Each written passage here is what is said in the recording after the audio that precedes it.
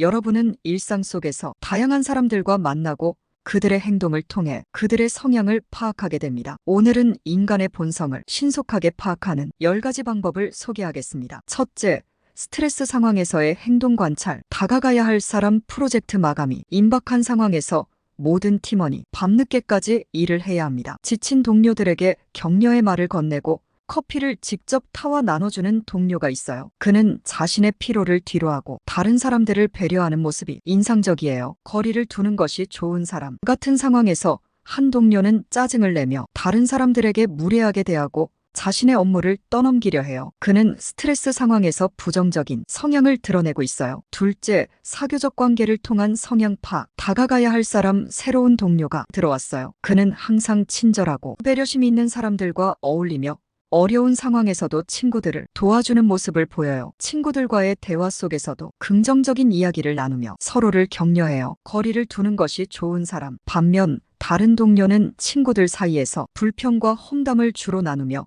부정적인 이야기를 자주 해요. 그의 친구들 역시 비슷한 성향을 보여 부정적인 영향을 주고받는 것 같아요. 셋째, 약자를 대하는 태도로 알아보는 진정한 인성. 다가가야 할 사람 식당에서 서버가 실수로 주문을 잘못 가져왔어요. 한 동료는 웃으며 괜찮아요. 다시 주문하면 돼요. 라며 서버를 위로하고 문제를 해결해요. 배려심이 깊고 따뜻한 성품을 보여줘요. 거리를 두는 것이 좋은 사람. 같은 상황에서 다른 동료는 서버에게 화를 내고 무례하게 대해요. 그는 기본적인 예의와 배려가 부족한 사람일 가능성이 커요. 넷째, 일상 대화에서 드러나는 진짜 성격 파악하기. 다가가야 할 사람 회사 점심시간에 한 동료는 다른 사람들의 이야기를 경청하며 항상 긍정적인 주제로 대화를 이끌어요. 그는 주변 사람들에게 힘을 북돋아주고 긍정적인 에너지를 전파해요. 거리를 두는 것이 좋은 사람. 반면 다른 동료는 항상 자기 자랑이나 불평불만을 늘어놓아요. 그는 대화를 통해 비관적인 성향을 드러내고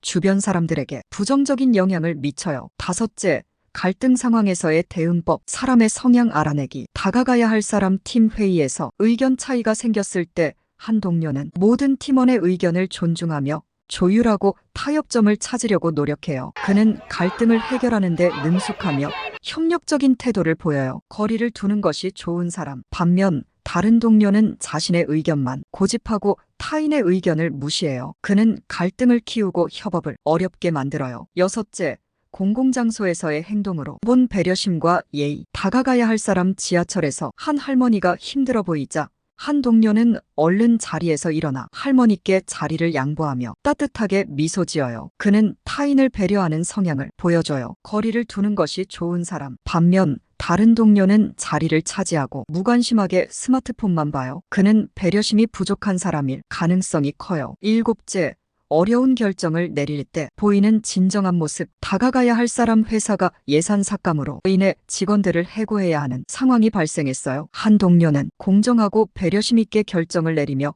해고될 직원들에게 진심으로 미안함을 표현하고 가능한 모든 도움을 제공하려고 노력해요. 거리를 두는 것이 좋은 사람. 반면 다른 동료는 이기적으로 결정을 내리고 타인을 전혀 고려하지 않아요. 여덟째, 책임감과 약속 이행으로 본 신뢰도 평가. 다가가야 할 사람 중요한 프로젝트에 기한이 다가올 때 한 동료는 밤늦게까지 성실히 일하며 약속한 기한을 지키기 위해 최선을 다해요. 그는 추가 업무도 기꺼이 맡아 처리해요. 거리를 두는 것이 좋은 사람. 반면 다른 동료는 기한을 지키지 않고 변명만 일삼아요. 그는 책임감이 부족한 사람일 가능성이 커요. 아홉째, 실패와 실수에 대한 반응으로 본 성숙도. 다가가야 할 사람 프로젝트에서 큰 문제가 발생했을 때 한 동료는 자신의 실수를 인정하고 문제를 해결하기 위해 최선을 다해요. 그는 실수에서 교훈을 얻고 개선하려는 태도를 보여요. 거리를 두는 것이 좋은 사람. 반면 다른 동료는 실수를 인정하지 않고 다른 사람을 탓하며 책임을 회피해요. 열째,